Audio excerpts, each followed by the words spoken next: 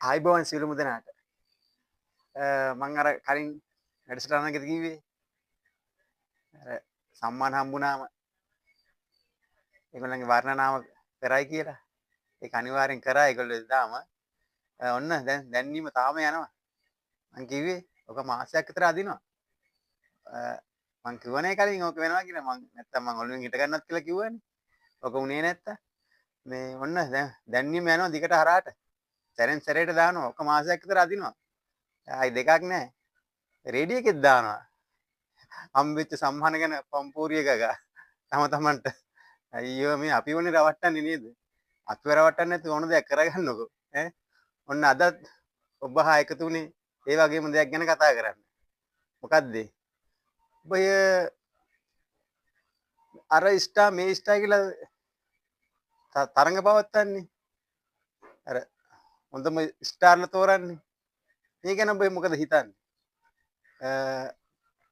ඇත්තට මේක හරියටම කරනවාද? දැන් ඒගොල්ලෝ කරන්නේ SMS නැත්නම් ඇප් හදාගෙන ඒවා ජනතාවට බාර දීලා තියෙන්නේ. හොඳම ගායකයා හෝ ගායිකාව තෝරන්න. ඇත්තටම දැන් මේ SMS ඇප් හදාගෙන මොකටද ගායක ගායිකාවන් තෝරන්නේ කියලා ජනතාවට බාර දෙන්නේ?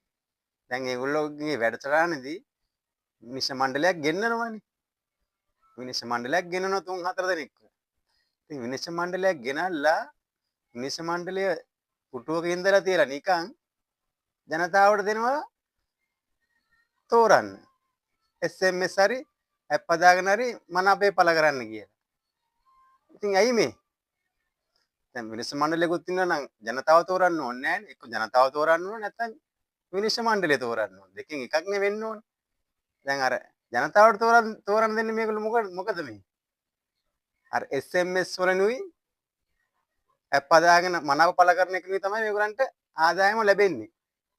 ඔබ එක SMS එකක් ගැහුවොත් සැහැන්න ගානක ආයතනට එනවා. මොකද ඒගොල්ලෝ කතා කරලා තියෙන්නේ කලින්ම ඒ ආයතනත් එක්ක SMS වැඩි වෙන තරමට ඒගොල්ලන්ට ආදායම වැඩි. නැත්තම් ඉතින් SMS පළ කරන්න කියලා ජනතාවට බාර දෙන්න ඕනේ නෑනේ. ගායක ගායිකාව තෝරන්න කියලා විනිශ්චය මණ්ඩලයකුත් ඉන්නවනම් 3-4 දෙනෙක් ඇවිල්ලා ඉන්නවනම් විනිශ්චය මණ්ඩලය මොකටද ජනතාවට බාර දෙන්නේ? අර ජනතාවට බාර දෙන්නේ SMS ගහලා මනාප පළ කරන්න කියන්නේ අර ඒගොල්ලන්ගේ වියදම මේ SMS වියදමින් තමයි මේ වැඩසටහන කරගෙන යන්නේ. ඒකත් ව්‍යාපාරයක්. මොකද දැන් අපි කියමු දැන් අර SMS ඕනෙත් නැහැ. මේ මනාප පළ කරන්න ඕනේ නැහැ කියලා මේ විනිශ්චය මණ්ඩලය විතරක් දුන්නොත් ඔය ආයතන ඕක කරයිද? ඒතර ඒගොල්ලන්ට එන ආදායමක් නැහැ. ඒගොල්ලෝ ඒ ආදායම ගන්නේ අර SMS වලින්. ජනතාවට බාර දීලා SMS ගහන්න කියලා ඇති තරම්. නැත්නම් ඇප් හදාගෙන මනාප පළ කරන්න කියලා. අන්න එකෙන් තමයි මේගොල්ලෝ මුදල් ආදායම් ලබන්නේ. ඕකට යන වියදම ඔක්කොම කවර කරන්නේ ජනතාවගේ SMS එකෙන්. ඇත්ත කතාව. ඕකයි. ඉතින් දැන් අපි කියමු ඔය ඒ වැඩසටහන යන අතරතුර ජනතාවට SMS ගහන්න එපා කියලා. මේ ඒ යන වැඩසටහනේ අතරතුරේ ලැබෙන වෙළඳ දැන්වීම් ටිකක් දෙන්නේ නැත්තම් දෙන්න එපා කිව්වොත් මේගොල්ලෝ කරගෙන යයිද ඔය වැඩසටහන? අවුරුද්දක් විතර කොහොමද ඔක අවුරුද්දක් විතර කරනවනේ නේද? හොඳම ගායකයා තෝරන්න අවුරුද්දක් විතර ඇදගෙන යනවනේ. මේගොල්ලෝ එහෙම කරයිද? SMS උන් නැතුව වෙළඳ දැන්වීම් උන් නැතුව ඒ වැඩසටහන අතරතුර එහෙම කරන්නකොත් මේගොල්ලෝ කරයිද? කරන්නේ නැහනේ. අන්න ඒක තමයි. ඒගොල්ලෝ ආදායමක් ලබන්න කරන තවත් එක්තරා වැඩසටහනක් පමණයි මේක. දැන් එන කෙලින්ම කියන්න ඕන අපිට SMS අපි බලාපොරොත්තු වෙන්නෙත් නැහැ. මේ වැඩසටහන යන අතරතුර වෙළඳ දැන්වීම් බලාපොරොත්තු වෙන්නෙත් නැහැ. අන්න එහෙම කරනවා නම් අපිත් අන්න මේගොල්ලෝ නියම වැඩසටහනක් කරන් තමන්ගේ ආදාය මේ ආයතනයෙන් වියදම් කරලා කියලා අපිට ඒක කෙලින්ම තේරෙනවා. නමුත් දැන් මේක ඒකේ යන වියදමයි ගායක ගායිකවන්ට දින්නාම දෙන වියදමයි අයගොල්ලෝ ආවරණය කරන්නේ අර SMS වලුනේ මනාප පළ කිරීමේ ඇප් හදාගෙන කරන ඒවලුනේ. ඒතර ජනතාවගෙන්ම මේගොල්ලෝ වියදම කවර් කරගෙන ඒගොල්ලොත් ආදායමක් ලබනවා. දැන් ඒගොල්ලෝ කී දෙනෙකුට ගෙවන්න ඕනද? දැන් ප්‍රථම ස්ථානය, දෙවෙනි ස්ථානය, තුන්වෙනි ස්ථානය එන අයට තරඟකරුවන්ට තෑගි දෙන්න ඕන. ඒතර විනිශ්චය මණ්ඩලයට 3-4 දෙනෙක් එනවනේ. ඒගොල්ලන්ට සල්ලි දෙන්න ඕන. මොකද ඒගොල්ලෝ නිකන් එන්නේ නැහනේ. ඒගොල්ලන්ට සල්ලි දෙන්න ඕන. එතකොට සංගීත කණ්ඩායම වලට සල්ලි දෙන්න ඕන. තා කී දෙනෙකුට සල්ලි දෙන්න තියෙනවද? ඉතින් ඒක ඒගොල්ලන්ගේ අතින් වියදම් කරගෙන කරයිද? අන්න ඒක තමයි ඔය SMS වලින් දිරනවා කියලා දෙයක් කරන්නේ. ජනතාවට බාර දුන්නා කියලා. නැත්තම් විනිශ්චය මණ්ඩලයක් ගෙනල්ලා ඉඳි මොකටද ජනතාවට බාර දෙන්නේ? SMS පළ කරන්න කියලා.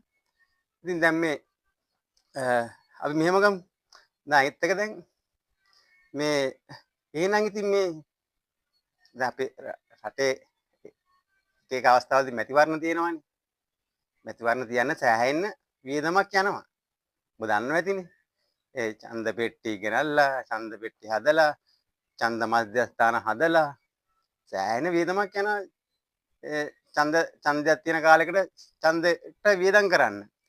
ඉතින් ඔය කිසි වියදමක් නැහැ මේ ජනතාවට එදා දවසේ ගෙදර ඉඳගෙනම SMS තමන් කැමති කෙනාට SMS එක ගැව්වා නම් තමන් කැමති කෙනාට ඇප් එකක් හදාගෙන මානාපය පළ කරන කිසිම වියදමක් යන්නේ නැහැ නේද? ඔය වගේම කරා නම් එදාට ඡන්දයක් තියෙන දවසකට ඡන්ද කාලෙදී ඈ ගෙදර ඉඳන්ම මිනිස්සු SMS එක ගහනවා අම්මයාට කැමති හරියට කැමති කියලා. ඒතර කිසිම වියදමකුත් නැහැ. කිසිම කලබලකාරී තත්ත්වයක් ඇති වෙන්නේ නැහැ. ඡන්ද මධ්‍යස්ථාන වලට යන්න ඕනෙත් නැහැ. එතකොට මේ කිසිම රණ්ඩු සරුවල් වීමක් ඇති වෙන්නේ නැහැ. ඒ ගෙදර ඉඳන් මේ ජනතාව SMS එක ගන්නනේ. මේ ඇප් හදාගෙන මනක් බල කරන්නේ. ඉතින් ඕක දැන් මේ SMS ගාන එක ඇත්ත නම් ඉතින් ඡන්දයක් ආවම තෝක කරා නම් ඉවරයිනේ.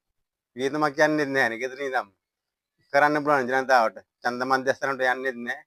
ඒක මිනිස්සු ගහමරා ගන්න ඕනෙත් නැහැ. අර පැත්තට මේ පැත්තට බෙදිලා. ඉතින් කොච්චර ලාභයක්ද ඒක? ඉතින් ඇයි එහෙනම් ඡන්ද දවස් වලට ඒක කරන්නේ නැත්තේ? SMS මේගොල්ලෝ වගේ SMS එකකින් තමන්ගේ ඡන්දය බල කරනවා. තමන්ගේ අපේක්ෂකයාට. ඉතින් ඒකෙන්ම තේරෙනවානේ. මේ SMS කියන එක කිසිම පළක් ඇති දෙයක් නෙමෙයි කියලා. ඔබලට ඒකෙන්ම තේරෙනවා. එන්නේ ඡන්දයක් තියෙද්දිත් මේ SMS වලින් මිනිස්සුන්ගේ මනාපය අහන්න පුළුවන්. ඇප් හදාගෙන මනාපය අහන්න පුළුවන්. ඉතින් ඒක කරන්නේ නැත්නම් එතන කිසිම SMS එක කිසිම සත්‍යතාවයක් නැහැ කියන එකනේ. බොරුවක් කියන එකනේ. ඈ ඇත්තටම වේදමක් යන්නේ නැති එකේ ඔක කරන්න පුළුවන්. ඒතර අපිට හිතා ගන්න පුළුවන් මේ SMS ගහන එකේ කිසිම SMS ගහන එකෙන් නෙමෙයි මේ තරංගකරුවේ තරංගකාරියක් දිනවන්නේ. ඒ කෙනා දිනවන්නේ ඒ නාලිකාවේ අයිතිකරුට ඕන කෙනාවයි. කවුරු මොනවා කිව්වත් අයිතිකරුට ඕන කෙනාව තමයි අන්තිමේදී දිනවන්නේ. ඔන්න ඔකයි ඇත්ත. අර SMS ගහන්න කියන්නේ මනාප පළ කරන්න කියන්නේ අර ඒගොල්ලන්ට යන්නේ වියදම කවර් කරගන්න. මොකද ඒගොල්ලෝ ආයතයෙන් වියදම් කරලා වගේ වැඩසටහනක් කරන්නේ නැහැ නේ. අවුරුද්දක් ඇත කරේ යන්නේ නැහැ නේ. ඒකින්ද අර ඒගොල්ලෝ ලාභයක් ලබලා ඒගොල්ලෝගේ channel එකක් ඩිමාන්ඩ් කරගෙන අර ජනතාවගේ SMS එකෙන් තමයි ඔක්කොම මේක ඇදගෙන යන්නේ අවුරුද්දක් විතර යනකම්. මේ අනිත් එක බලන්න දැන් ඔය දැන් ගායකයෙක් ගායිකාව සින්දුව කියන්න ආවම අපි ඒ ගායකයා හෝ ගායිකාව සින්දුව කියලා එවරනකම් ඉන්න එපේ.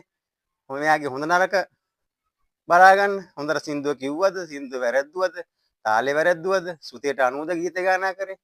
එහෙම දෙයක් වෙන්නේ නැහැ. සින්දුවේ සංගීත කාණ්ඩය පටන් ගන්නවාත් එක්කම වෙන්න මනාපය එනවා. මනාප උඩට ගිහිල්ලා. එහෙම වෙන්නේ කොහොමද? සින්දුව කියන්න එපා මෙයා. හොඳ නරක තේරුම් ගන්න. මෙයා හොඳට කිව්වද හොඳට කිව්වේ නැද්ද කියලා. එහෙම ඕනේ නැහැ. සංගීත කාණ්ඩයේ පොඩ්ඩක් ඇවුනත් ඇති. සංගීතේ පටන් ගත්ත ගාම මෙන්න මනාපටි උඩට යනවා. ඈ එහෙම වෙන්න පුළුවන්ද? සින්දුව අහන්න නැතුව කොහොමද මනාපය දෙන්නේ? මනාපය පළ කරන්නේ? අර සංගීතය ඇවුන ගාම මනාපටි උඩටම ගිහිල්ලා 50ක් 60ක් විතර. සාම ගායිකාව හෝ ගායකයා සින්දුව කියලාත් නැහැ. ඉතින් ඕක ඇති මොකද්ද ඒ වටිනාකම? ඈ අපිට තේරෙනවා විතර මේක තනිකර බොරුවක් කියලා.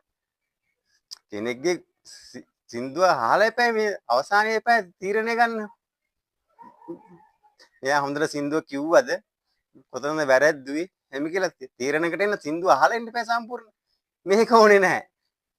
සින්දුවේ සංගීත සංගීත කාණ්ඩේ පටන් ගන්නවත් එක්කම ඇති මෙයා හොඳයි කියලා කියන්න මනාවට ගන්න උඩටම ගිහිල්ලා.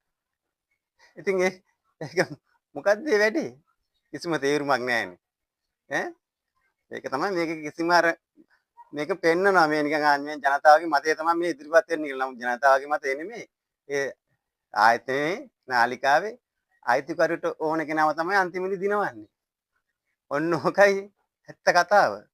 මේ අර බොරුවට නිකන් මේ ජනතා මනාපෙන් දිනනවා ඒක බොරුවක්. ඒ ඔබලගේ SMS එකේ අර සල්ලි ලබා ගන්න තමයි ඒගොල්ලන් SMS කරන්න කියන්නේ.